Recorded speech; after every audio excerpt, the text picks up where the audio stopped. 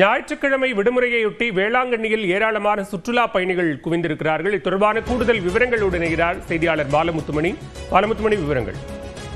பாலவேல், உலக புகழ்பெற்ற வேளாங்கண்ணி புனித ஆரோக்கிய அன்னை பேராலயத்திற்கு ஞாயிற்றுக்கிழமை வார விடுமுறையை முன்னிட்டு ஏராளமான சுற்றுலா பயணிகள் குவிந்துள்ளார்கள். அது தொடர்பான காட்சிகளை நாம் பார்த்து வருகிறோம். நாகப்பட்டினம் மாவட்டத்தை பொறுத்தவரை கடற்கரையுடன் கூடிய ஒரு முக்கிய சுற்றுலா தலமாக விளங்கக்கூடிய வேளாங்கண்ணி பேராலயத்திற்கு வழக்கமாக வார விடுமுறை நாட்களில் சுற்றுலா பயணிகளின் கூட்டம் என்பது அதிகமாக இருக்கும். குறிப்பாக கடந்த வாரம் இந்த மொந்தா புயல் எச்சரிக்கை காரணமாக சுற்றுலா பயணிகளின் கூட்டம் என்பது வெகுவாக குறைந்து காணப்பட்ட சூழல்ல இன்று சுற்றுலா பயணிகள் மற்றும் பொதுமக்களின் கூட்டம் என்பது இரட்டிப்பாக அதிகரித்து காணப்படுகிறது. அது தொடர்பான காட்சிகளை நாம் பார்த்தாலே தெரியும் எந்த அளவுக்கு மக்கள் கூட்டம் அங்க வேளாங்கண்ணியில் நிறைந்திருக்கு என்ற அளவுக்கு.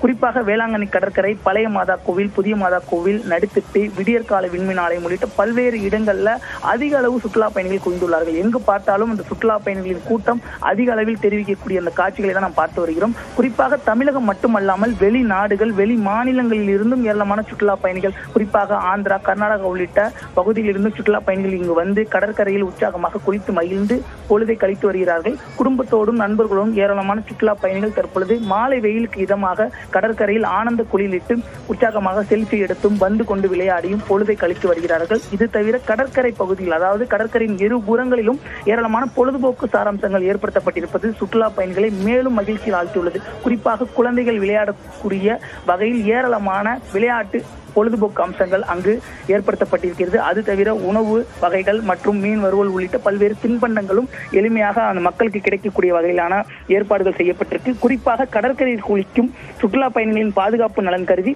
பலத்த போலீஸ் பாதுகாப்பு போடப்பட்டுள்ளது. குறிப்பாக கடலோர காவல் குழும போலீசாரும் அதே போல வேளாங்கண்ணி பேரூராட்சி நிர்வாகத்தோடு கப்பல் மூலமாக அந்த கண்காணிப்பு பணி தீவிரப்படுத்தப்பட்டு நன்றி பாலமுத்துமணி.